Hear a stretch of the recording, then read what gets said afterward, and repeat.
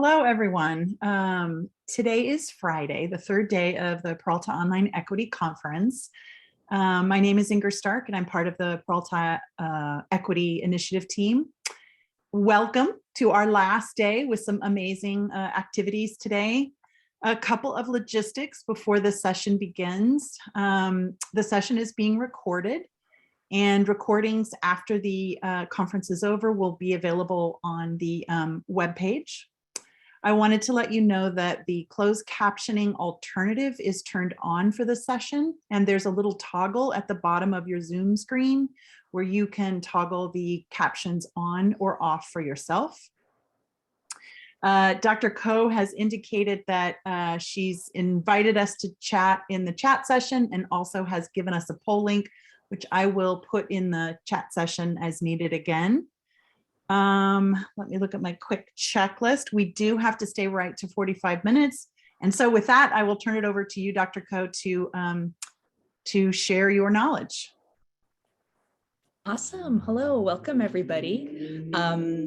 Great having so many people who are interested in alternative grading. I think it was exciting when I submitted this abstract. I think I didn't really know whether this would be like just telling you about it or digging deeper into it. And then I got accepted for a workshop. So I feel like that implies that I'm perhaps more of an expert than I feel in the technical matters of implementing alternative grading, but I hope that by sharing my own experiences and some things that I've learned along the way, and also getting ideas from you all about what you've done and what's worked and what hasn't worked, I hope we can kind of reach a place where we feel like we can at least give it a try for ourselves. So that's just a little preamble. So I really do welcome chat participation. I'll have a slide in a second about sort of Zoom suggestions in case anyone needs that, those tips and tricks and guidelines. But just to introduce myself, I'm currently, and this is a new role of mine, I'm currently the Assessment and Curriculum Design Specialist at the Center for Teaching and Learning at UC Berkeley. I previous to this was at several different roles at Stanford University, but actually the course I'm going to be talking about, or the set of courses that I'll be referring to in terms of my alternative grading experiences, a lot of them actually draw from my part-time role at Foothill Community College. So I've worn many different hats, and I have learned a lot from each of those different experiences in different student bodies. So if you recall from the listing, what are our goals? And so the goals for this session is I wanted to be able to sort of give you a sense of the landscape of alternative grading. So some of you may know alternative grading and be here really for more of the implementation side, and others may have just read this and thought, oh, that sounds exciting and different. What is alternative grading? So I'll try to give at least a little quick intro to those different systems. Then we're going to think about what does it take to change the way you grade. And that's often a technical barrier in addition to a philosophical barrier or a reflective barrier. So we're going to talk a little bit about what it means to actually change up your grading when you're implementing it within a learning management system. And Canvas has been the one I've used across pretty much every institution I've been at. And so I'm going to really focus on what that looks like in Canvas. All right. So pretty much as I just explained, we'll talk about alternative grading approaches. We'll look at some of the barriers and opportunities for course redesign. And then I'm going to use one of my own courses, which is Bio 10, which is an intro bio course, and share how I did alternative grading within that class and what that looked like in Canvas as sort of an example for you all to kick off that conversation. So just a reminder, I know we're probably all very savvy in Zoom, but in case there is anyone who's still new to Zoom or just, appreciates the very explicit structure and guidelines, I encourage you to rename yourself. If you don't know how to mute or unmute or show or hide video, I have some explanations here. As I've mentioned, I love the chat as a free space. So even though I'm keeping an eye on it and I'll try to notice if you're asking me something direct, I encourage you to talk to each other. And I think that's really helpful for being actively engaged with the subject matter. So feel free to share a reference or a reaction or anything like that in the chat. I will ask though, if you're going to speak aloud, just raise your hand. Like if you have a question and you want to verbalize it, just hit the raise your hand button, which is under the reactions tab at the bottom of your screen. All right. So yeah, and thank you everyone continuing to introduce yourself. I love to see how many different people are here in different roles from different places, some coming from very, very far away. So please continue to introduce yourself as well. All right, so let's talk about grading. It's funny that I feel like so much of my professional life, I think about issues of grading, considering that I feel like, to me personally, grading is my least favorite part of my teaching role. Really, I love things like assessment, but I don't love grading, right? When we're thinking about the difference, to me, the difference is that assessment is really trying to essentially evaluate and measure learning, but it's for the sake of making it visible, both to the student and to the instructor. What is the student getting or struggling with? And it gives you an opportunity to then provide very tailored feedback. And to me, assessment can come in many different forms, but often it's very flexible, open-ended, low stakes. And the goal is just to improve, right? I get a snapshot of where you're at in order to tell you how to go to where you want to be. I compare that though to grading, where grading often is sort of this thing that we just have to do. The idea is that there's a system and we need to give students marks that become numbers that influence things, right? So often grading is very stressful for both us and also to the students. And it often is sort of a mark that students carry with them, right? It is highly influential on many of their futures. And so grading is usually fraught with equity issues. And I think a lot of those equity issues are sort of made worse by the ways we've used to do grading. Like, I think the traditional practices tend to be even more inequitable. And even though I think there is an argument for changing grading as a whole, the entire system and its impact in the future, while we still operate in those systems, I think there are different ways that we can grade to at least slightly ameliorate equity issues. And so that's where alternative grading comes in.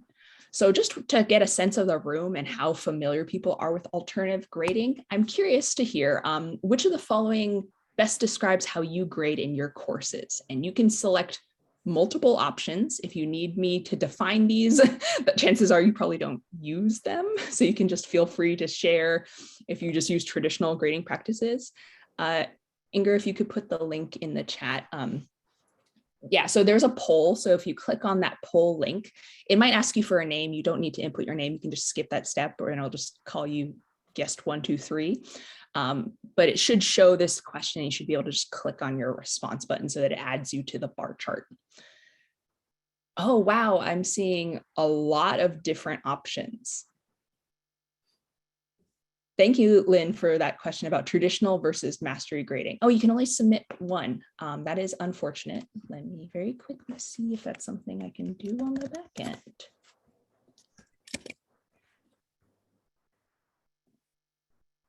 Forever tech woes, right? But yeah, Lynn, we'll dive a little into it. If it's not helpful in this moment, I will just say, to me, traditional grading generally denotes the system of like certain assignments that have letter grades or point scores or percentages associated with them. And then there's sort of this idea of bringing all of those numbers together in the end to calculate a student's final grade. Let me see if I can fix this. Yes, and I encourage you, if you feel like it doesn't fall under traditional grading or any of the other buckets, that's why I included an other form of grading, so that you can do that. Let me quickly just see if I can change this to be multiple answers.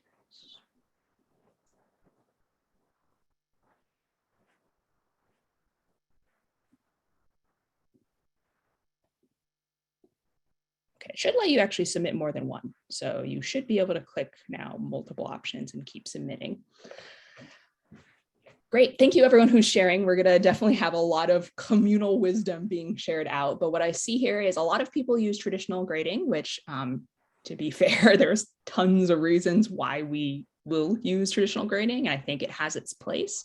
I do see a lot of people who use mastery grading, kind of contract specifications grading, ungrading, or something that you consider slightly different from what has been traditionally done.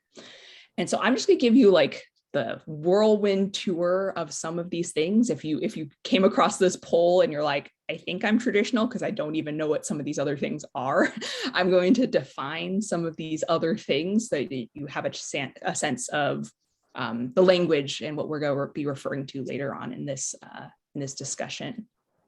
So thank you everyone for participating in the poll. Please leave that window open because we're going to keep using that poll link. All right, so let's talk a bit about these different types of grading. So first off, let's talk a little bit about contract grading. So if anyone's familiar with contract grading, this was popularized in writing courses, thinking really about the idea of assigning very specific points or percentages or even letter grades to papers, which can be a very writing can be a very subjective exercise. And so thinking more about how do we reward students for their effort, their sort of continuous work and improvement, rather than objectively looking at their writing and evaluating the final product based on a set of standards. And so contract grading basically outlines a contract. It spells out specific items that need to be completed to earn a certain grade. This tends to be very transparent to the student, like I just need to do these things in order to get a certain grade if I'm aiming for an A or a B. Sometimes there's a bit of choice. So it could be something like you need to do 5 out of 6 of these reading responses to get an A. And so students sometimes exercise a little bit of judgment, choosing which of those reading responses they submit to still earn the grade that they want. So that's contract grading, sort of very quickly defined. And feel free, again, put your questions in chat. I'm keeping an eye on that if you have questions.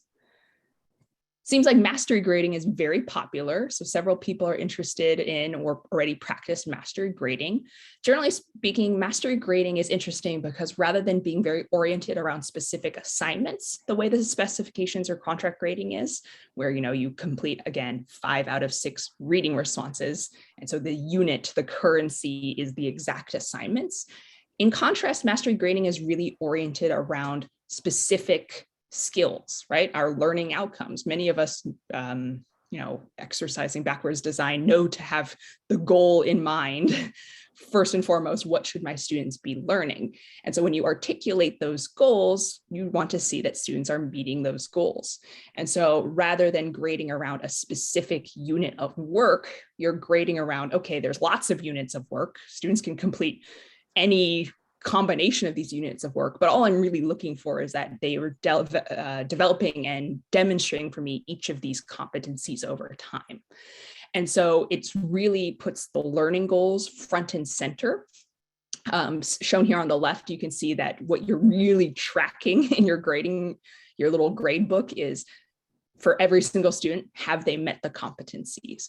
And so that's something that as they complete different units of work, you update that, but it's not so much important whether they got an A on a paper as much as, oh, well, they've demonstrated goal 1 and goal 2. Now I'm going to update and refresh the grade book to reflect that they've met those 2 competencies.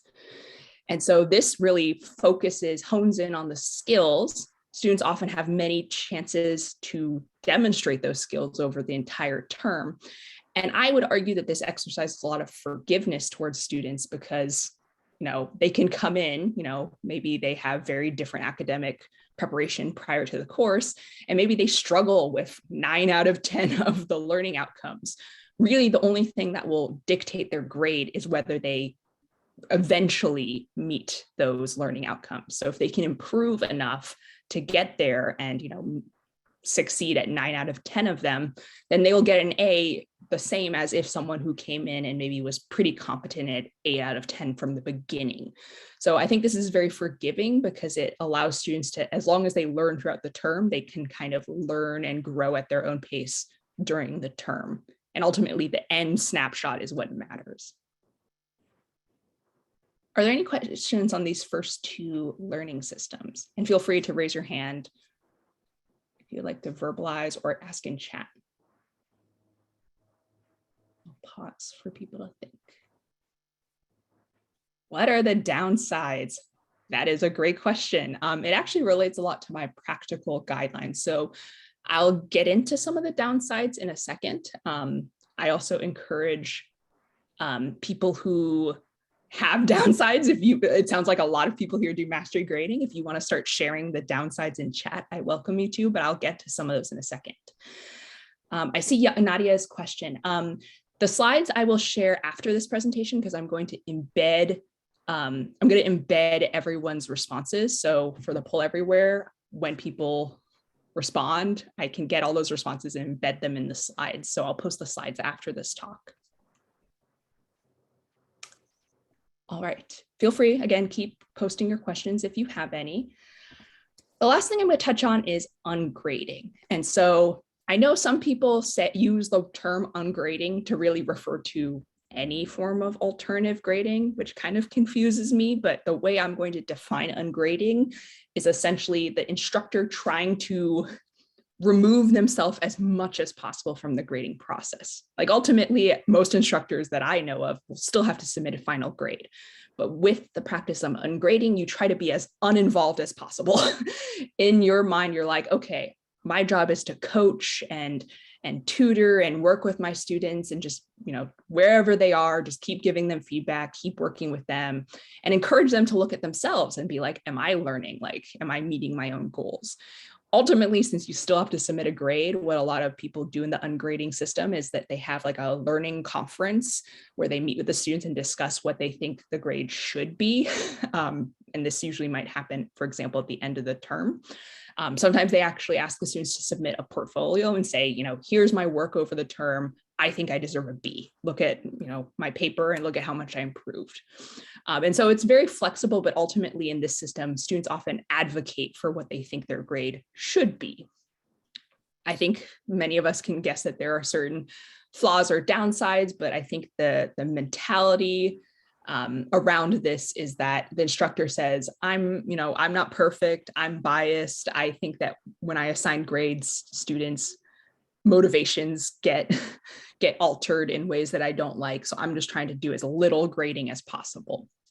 So that's kind of the spirit of ungrading. And yes, as Natasha mentioned in chat, there's a lot of metacognition, right? Like students looking at themselves and evaluating from themselves whether they think they're at the A level or the B level. That takes a lot of metacognition for students. Most students don't look at themselves that way. They are looking to you for guidance on telling them you're at a B, and that's either good enough for them or they want to improve. Awesome. And thank you for sharing articles about very timely things. There's actually some Inside Higher Ed articles that came out in the last few days that are all about ungrading. So I encourage you to read those as well. So I have another prompt for you all, if this will cooperate.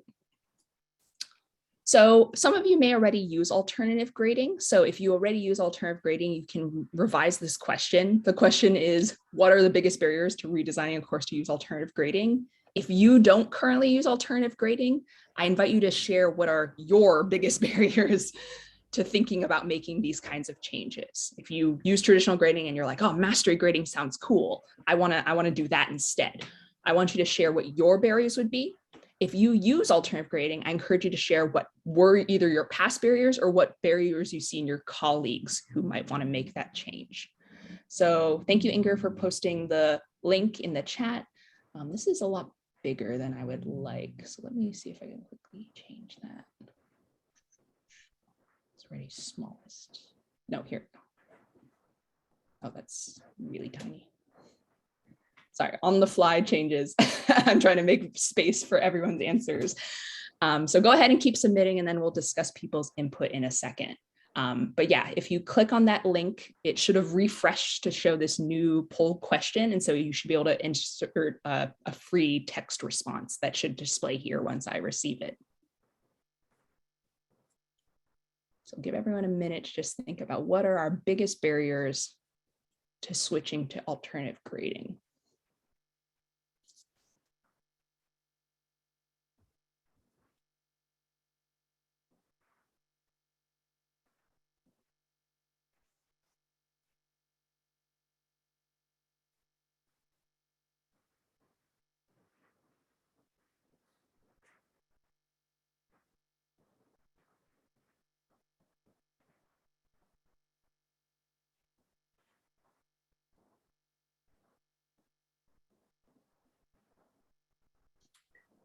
Thank you. I appreciate this. All of these. So I just want to summarize some of the things I've seen. So it's really interesting. I think inertia or old habits, that's absolutely, I think the first thing is that it takes time and effort to change. Absolutely. And for some people, you might not feel very confident in what you're doing. Like I saw someone saying like knowledge of the alternatives. And I think departing from something that many of us, that is what we ourselves experienced, I think that makes it even harder. And not only is it a lot of effort, but you just don't feel like you know what you're doing. And so it's scary. You don't want to make that change. I see people talking a lot about the students. So thinking about the students, like, how does this violate their expectations of what college is supposed to look like or what your role is supposed to look like? So people talking about students' resistance or not understanding or criticizing the way that you do things. I love the one where someone said like, oh, the instructor is not doing their job. They're making me grade. So things like that like the students themselves and their reaction possibly being a barrier. And I'd love to share a little about my own experiences with that as well from having done it. I think what I've seen a little of, and that's really what we're going to kind of talk a bit about more because we're thinking very practical, is that when you decide to do this, on one hand, your class size can be a huge barrier if you have a lot of students. Some of these ways of grading are very time intensive. And then it's also just, how do I set this up? For many of us who teach using some sort of learning management system, how a system that often is very set up to like design assignments and grade assignments and display assignments in a point or percentage driven way, how do we then set it up to work with this, our philosophical ideal? We're like, oh, we want to do contract grading, but then what does that look like in Canvas, in a grade book? And setting that up can take a lot of knowledge and training and be a barrier in itself. You're like, oh, this is a lot of work already to redesign it. And then the tech isn't cooperating with me. It's making my life harder. And that can really uninspire you from making this change. I do want to fully acknowledge for a lot of people mentioned, how do I put it? Organizational issues. So things like, oh, if I grade differently, my colleagues also need to grade differently, or my colleagues and, committees and, accreditation bodies all view the way I do it as not acceptable. And I admit I can't really give you strong advice. I think that's a sign of needing to advocate on a larger level for these kinds of changes, or allowing that flexibility, that sort of, I guess, academic freedom for us as instructors to grade differently. But that's a challenge, unfortunately, that I can't speak to and probably won't speak to during this conversation. I'm really going to focus on how do we practically realize these changes. Kevin, I see your link. Thank you so much for that. I wanted to share, it's not quite a research paper, but I wanted to share some work I did for ASEE, which is the Society for Engineering Education. And so there was a little review that I wrote for that, but I also highly recommend the book on ungrading. So Ungrading, edited by Susan Blum. That's also a great resource if you want to learn more about these systems and practical advice from people who've done it. Awesome. So I think I've captured a lot of these things. Basically, if you're thinking about, okay, how do I, firsthand from an instructor point of view, go about changing my course for alternative grading?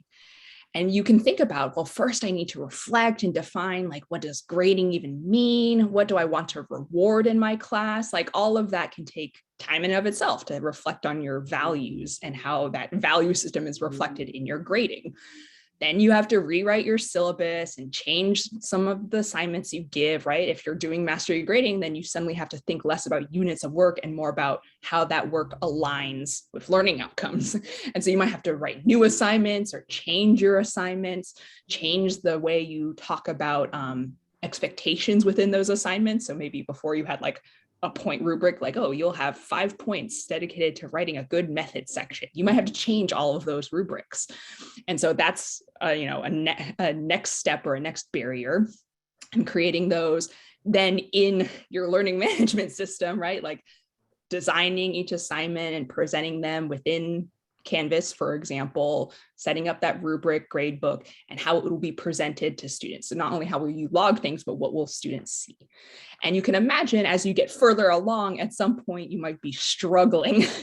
And I know I struggle with Canvas being like, I just really want to design it to look this way or to function this way. And the feature doesn't exist. So how can I make it still clear to students what's happening, even though the right back-end technology doesn't exist yet? And that can really be a struggle or a barrier. So I just wanted to give an example. This is actually taken from Robert Talbert's website. So he actually put in an article recently in Inside Higher Ed. If anyone glanced at that, I encourage you to share the link. He wrote about ungrading. I believe he is a math instructor. So in the past, he's used specifications grading. And so I went to his website and sort of took his little outline of these little buckets of work. So if a student who wants an A grade needs to do these things to earn that A grade, and then he specifies a B grade, he specifies a C grade, and I sort of cut off the remainder. And so when you look at this, you might start to think, well, what do I have to do in my learning management system to realize this system, right? This is the system that makes sense in my values to do this for this particular course. But what will Canvas have to be able to do, or whatever learning management system you use? What will they have to do to be able to support this framework? So I'm going to give you a minute to look and sort of read through these different buckets of work. And I encourage you to put notes in chat of what do you think your learning management system has to allow or support for you to implement this. This is your goal. This is what makes sense to you as an instructor. But what does the Canvas learning management system actually have to do to allow this? So just take a minute to read through these different buckets and describe your thought process. You are the instructor. This is your grading system. Now, what are you going to do in Canvas to make it a reality?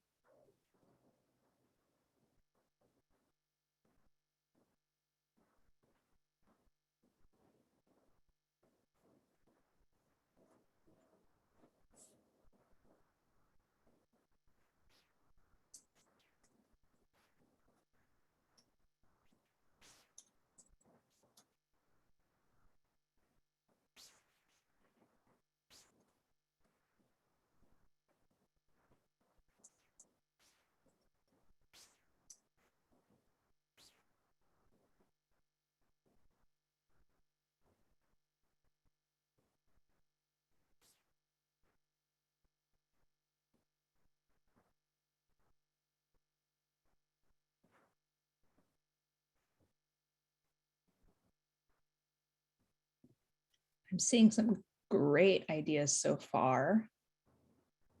Anyone else wants to share? Go ahead. Seeing things like assignment groupings as a feature and having rules for those assignment groups. Using the Mastery Gradebook, I'll allude to that at the very end. Thinking about how satisfactory is a mark itself, and then mastery is a mark itself, and how do you display those to students, but then they also become numbers, and how do you parse those numbers to get a grade? I like Natasha's UG, that's also how I feel about it. Things like dropping the lowest scores. So it's like, okay, you know, we have a certain number of labs, but you can drop some of them and still get a certain grade. Building modules and aligning assignments to specific learning outcomes. Yeah, there's a mastery option in grading rubrics.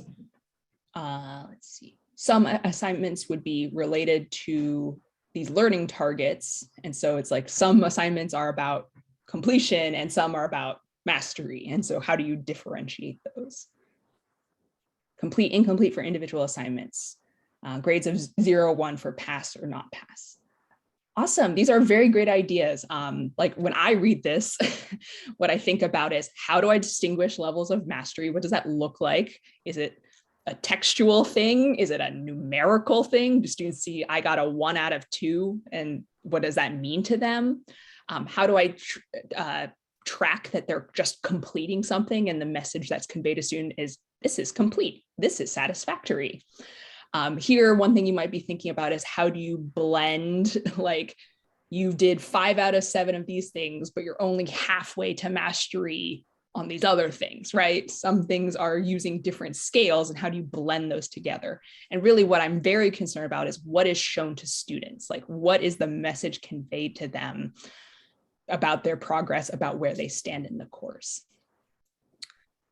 So just to quickly get a sense of the room, what learning management system do you use? I'm going to talk a lot about Canvas, but I do want to get some awareness about other learning management systems. So if you could please submit the poll. Inger, if you could post the poll link again. Just in a word, what do you use? I want to just be very aware of the different systems. Transitioning, exciting. Seeing Moodle, Canvas is a big one. Canvas D2L, I don't actually know what that is. Brightspace. Awesome, and thank you for people who are sharing in chat if that's more accessible to you. Google Classroom, Top Hat, which I'm not familiar with. Desire to learn, oh, thank you. Thank you for spelling out the acronym for me, that's helpful. Oh, they're the same, D2L and Brightspace are the same. Great, thank you so much for explaining that. It's good for me to know. Awesome. Proprietary. Yeah, that was my experience with my undergrad, for better or for worse. Awesome. Thank you so much, everyone, for sharing. I just wanted to get a sense of the room. I'm really going to focus on Canvas, but I really encourage people, since there is sort of this like quorum of people who use, for example, Brightspace, I encourage you, if there's something that really works in your or Moodle, if there's something that you would do in your analogous system, I encourage you to share what that would look like. And that'll be very helpful for all of our practical knowledge. All right, so I'm going to just give you a little overview of my course. So this is a bit vulnerable to share what I did and what worked and what did not work, but I wanted to show you what it looked like to implement what I thought of as an alternative grading system in Canvas. So I was teaching Bio 10, which is a general biology course. You can see this is actually from winter 2022, so not pretty recently. And so I have fresh reflections, very recent when it ended, about how that went. And so this is a general biology class. It is intended for non-majors and majors alike. A lot of people take it as satisfying their science credits before they transfer. So I get people who are history majors or communication majors, but they need to take a science class. This has a lecture and a lab component. In this case, the lecture was entirely online and asynchronous, and the lab was in person to sort of satisfy their lab skills and give them some in-person interactions. So the way this was graded was, to me, I think on paper, this looks like specifications or contract grading, in that I had different buckets of categories and different numbers of items within each category. But I was actually pretty flexible, where students could actually, as long as they completed a certain number of items, some of them actually completely didn't engage with a certain category, which is a choice, right? Some of them found that certain categories were very challenging or inaccessible to them. And so they did very few of the assignments in those categories, but a lot in another category. And I still allowed them to get ultimately, a certain grade, rather than requiring them to complete at least one, for example, in a certain bucket. So the way this broke down was pretty simple in terms of you complete certain items, and if you complete a certain number of items, you get an A. If we're quibbling, that looks very much like saying, oh, if you get a score of 90%, you get an A. But each item is weighted the same, right? So a unit of work could be anything from a reflection, a meeting with me, going to lab, participating in a weekly discussion forum. All of those were one unit of work. And as long as they completed that unit and got the check mark, it would count. It would sort of add up the number of units or credits they had throughout the term, and they would be sort of building their way up to the grade they hopefully wanted. So on paper, I think this looks a lot like contract grading, but the one thing I'll highlight that's in blue and at the very bottom of my thing is actually there was sort of a mastery component of my grading system. Like a lot of this rewarded work ethic and completion and effort, like many of these were oriented around that.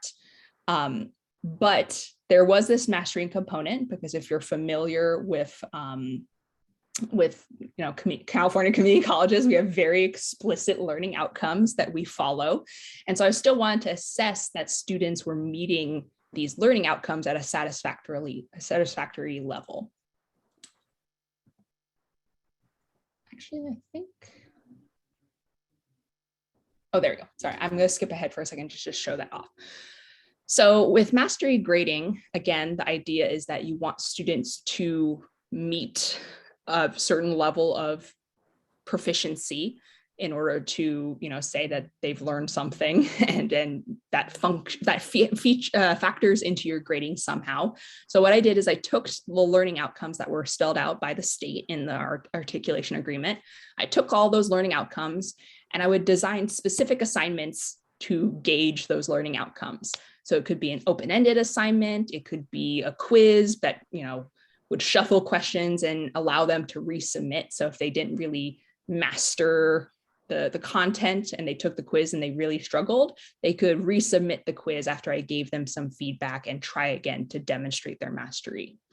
So this was a component of my grading, was a lot of effort-based, completion-based assignments. And then these assignments that were really more, they would start at a certain place, they would take the quiz, or they'd turn in a paper kind of response, and I'd give them feedback and they would keep resubmitting until they completed it and earned a check mark. And that was just based on the demonstrated proficiency.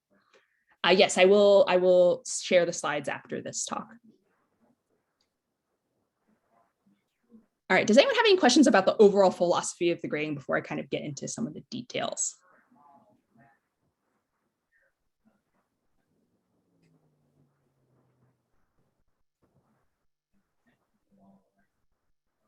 Thank you, Nadia. Nadia just said, I like this combination. The combination is challenging, kind of like what we were looking at with Robert Talbert, where there's a mixture of just you did the lab and it's satisfactory and you've demonstrated mastery on a certain number of things. The combination, I think, makes sense in a lot of our heads, that we want to reward students for their effort and good, they're being a good member of the classroom. And there's a lot of those things we want to reward. But at the same time, we also know that there are these sort of more objective assignments, objective goals of like skills or knowledge competencies that we also want to grade. Yeah, so this was a bit of a combination.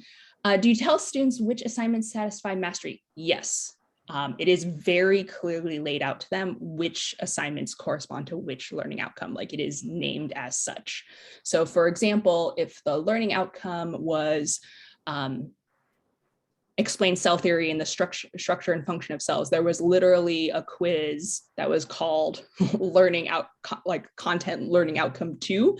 And it was a quiz that they would just keep taking and retaking, and it would, shuffle and change the questions, but I would leave them feedback on each attempt. I would be like, oh, right here, it seems like you misunderstand this, or I read your written response and you're missing this element, and they would just keep resubmitting. Do you have multiple learning goals? Yes. Anyone else who teaches for California community colleges, the struggle. We have a lot of learning outcomes. I cut this off at 6, but there's actually 12, and then another 8. There's a lot of learning outcomes if you look at your course outline. Just want to make sure is it possible to complete the activities in the first lines without actually completing any of the mastery assignments? That is a great question. So the way I did it this first round, which I wasn't in love with, but I did it, was that technically a student could just not demonstrate any mastery, but what you'll notice is that they would fail to earn 20 credits. So the most number of credits they could possibly earn in the class would be 40, which actually would place them at a D. And for many students, they're usually aiming for at least a C or higher. So assuming they literally did every single other effort-based assignment, most of them would not get the grade they want without doing some mastery demonstration. So yeah, they didn't have to, but most of them wanted to do some of the mastery assignments. All right, so I just want to share a little bit, practically speaking, about what this actually looked like. So many of you have already hinted at it. One element that I definitely used When thinking about a specific assignment, so here I'm just showing a scientist spotlight, which was one of the effort completion based assignments that was either you did it and you did it up to my standards or you didn't. I definitely heavily utilized for every assignment design, assigning to a single point. I hated the use of the word points. Again, if we could change the way Canvas functioned, I would call it, I like to tell students, I called it like credits, like you earn a certain number of credits. I assigned everything to one credit, right? Everything's equally weighted. Everything is one credit. So I made everything one point or credit. I heavily use these assignment groups. So you'll notice the assignment group corresponds to, if you're doing specifications grading, it corresponds to one of those buckets of types of assignments that or types of work student can do. And I displayed everything as complete or incomplete. So if you don't know what that looks like on the student's end, it's either an X, like you didn't earn the credit, or it's a check that they earned the credit. And so I did all of my effort completion-based assignments this way. Sometimes I would mark students with an X, but I would leave them a little note in Canvas. You can leave little notes and lead to a little dialogue around a graded item. I would leave them a note and say, hey, you did this, and I really want to, I want to recognize that you put in a huge amount of effort. However, you missed this element, or I noticed that this wasn't, quite up to standards. Can you revise it and turn it in again?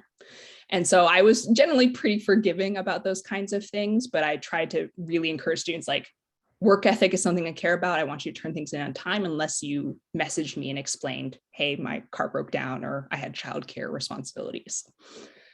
So this was how I really accomplished a lot of the contract grading elements, were these different assignments that all had points, but were 1 point, completion, incompletion based. Let me skip ahead.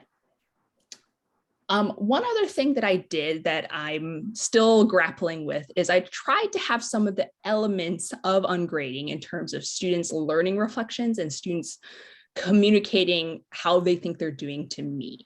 And so throughout the quarter, it was a quarter-based system, students completed an initial learning reflection, a mid-quarter learning reflection, and also a final learning reflection. These were, unfortunately, because of my system, my grade book, each worth 1 credit.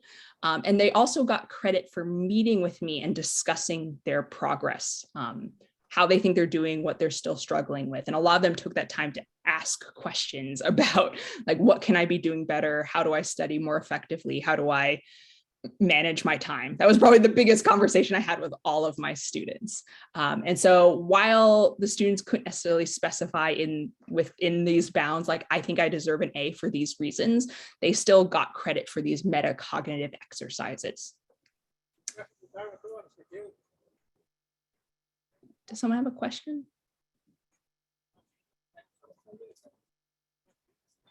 All right, I want to answer Denise's question in that vein. Can you give us a comment on extra credit?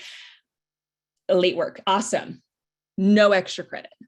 So some of you who also use contract grading may have thoughts about this, but to me, the idea of contract grading, what makes it so powerful is that it's very explicitly spelled out. You want this grade, here's what you have to do. There's no mysteries or surprises. This is what it takes. And students usually self-monitor and self-pace. They're like, oh, that 1 week I have 3 exams in all my other classes. I'm just going to skip that assignment. As long as I do the other assignments, I should be fine. And I allow them to make that choice for themselves. So I think extra credit really breaks things. And I think also extra credit to me is a Band-Aid when other things aren't working right. So I don't have any extra credit. I'm like, there's 60 points. Like, I can't suddenly make it out of 61 points because then it's different. And I think there's a lot of equity issues around the availability of extra credit as well and how it's given out. So I don't do any extra credit, but late work, absolutely. So same as anyone else, I exercise judgment where I'm like, oh, well, technically effort-based things, I want you to turn them in on time. That's something I want to reward. But if you communicate with me, I make exceptions. Like, it's no harm to me to extend a certain completion-based assignment. So I exercise that same judgment as always. I don't know if that answers your question, but you can feel free to clarify, Denise. Oh, student resistance.